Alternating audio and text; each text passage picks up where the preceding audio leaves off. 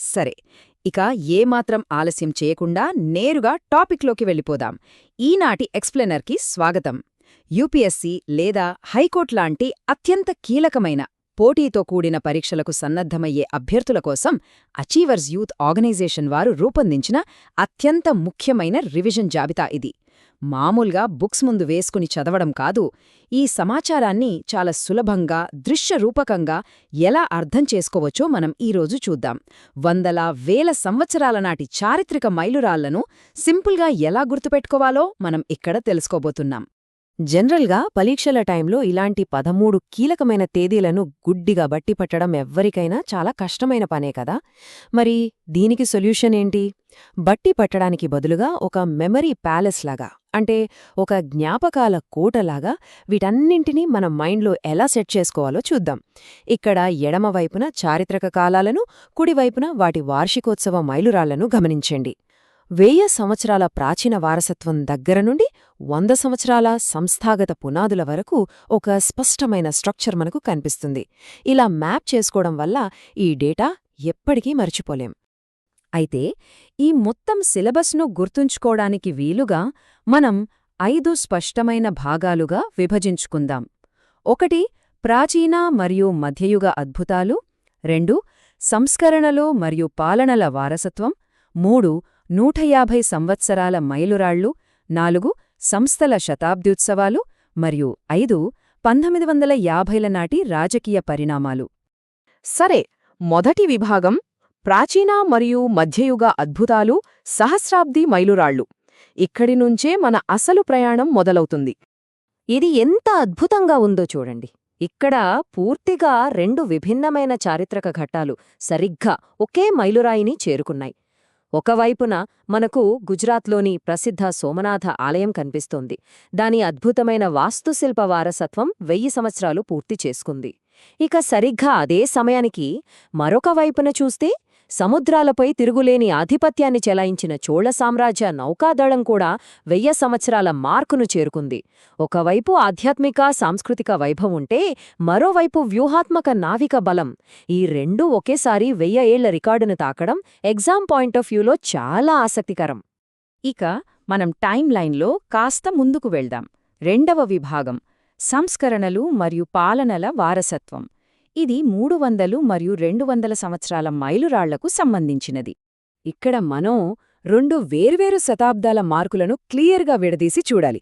మొదటిది అద్భుతమైన పరిపాలనా దక్షతకు కేర్ ఆఫ్ అడ్రస్ అయిన అహల్యాబాయి హోల్కర్ గారి 300వ జయంతి. రెండవది సామాజిక సంస్కరణల పితామహుడిగా పేరుగాంచిన మహాత్మా జ్యోతిరావు ఫూలే గారి 200వ జయంతి. చదువుకునేటప్పుడు ఈ 2 నంబర్స్ కన్ఫ్యూజ్ అవ్వకూడదు సుమా. 300 అనగానే అహల్యాబాయి హోల్కర్, 200 అనగానే జ్యోతిరావు ఫూలే అని బ్లైండ్గా గుర్తుకురావాలి. మన మెమరీ ప్యాలెస్లో ఈ 2 ఫిగర్స్ను వేరువేరు గదుల్లో పెట్టుకోండి.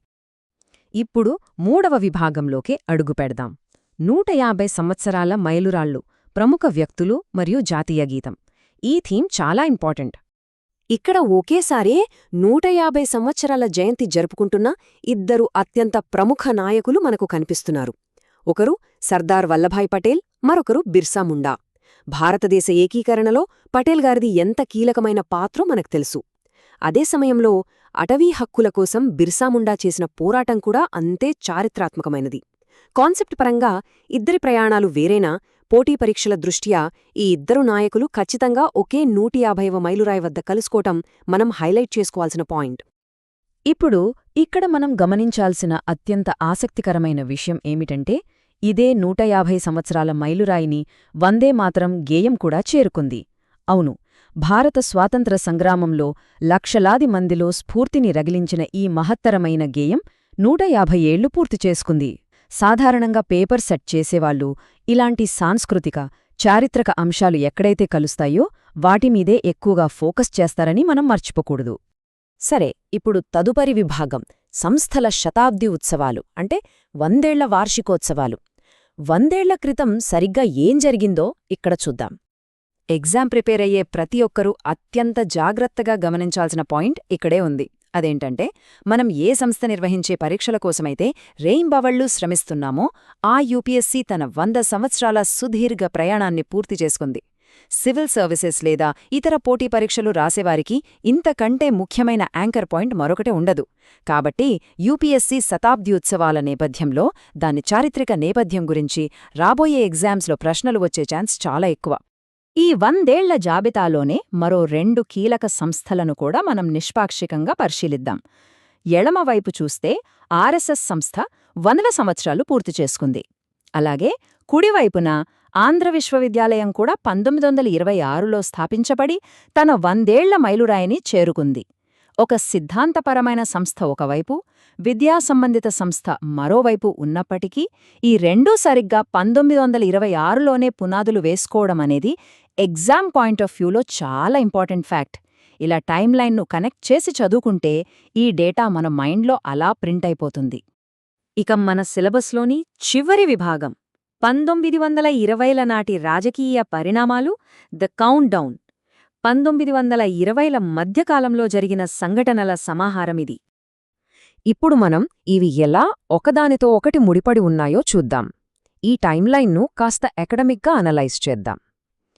1826లో బ్రిటిష్ గవర్నర్ జనరల్స్ కాలాన్ని ఒక రెఫరెన్స్ పాయింట్గా తీసుకుంటే, సరిగ్గా 100ఏళ్ల తర్వాత 1926లో బ్రిటిష్ గవర్నర్ జనరల్స్ కాలంలోనే గువాహటీలో ఇండియన్ నేషనల్ కాంగ్రెస్ సమావేశం జరిగింది. ఇది ఒక కీలకమైన రాజకీయ మలుపు. ఆ వెంటనే ఒక సంవత్సరం తర్వాత అంటే 1927లో సైమన్ కమిషన్ రాక. చూశారుగా, పరిపాలనాపరమైన నిర్ణయాలు, కాంగ్రెస్ సమావేశాలు, ఆ తర్వాతొచ్చిన కమిషన్లు ఇవన్నీ వేటికి వేటి విడివిడిగా జరగలేదు. ఇదంతా ఒకే చారిత్రక గొలుసులో భాగాలు. ఇలా ఒక స్టోరీలా టైమ్లైన్ను మైండ్లో సెట్ చేసుకోండి. ఇక ముగించే ముందు ఒక చిన్న ప్రశ్న. రాబోయే ఎగ్జామ్ సైకిల్లో ఈ శతాబ్ది మైలురాళ్లలో ఏది అత్యంత కీలకంగా మారబోతుంది అనుకుంటున్నారు? మనం ఈనాటి ఎక్స్ప్లెయినర్లో కేవలం చరిత్రలోని తేదీలను గుడ్డిగా బట్టకుండా వాటిని ఒక మెమరీ ప్యాలెస్ విధానంలో ఎలా స్ట్రక్చర్ చేసుకోవాలో నేర్చుకున్నాం.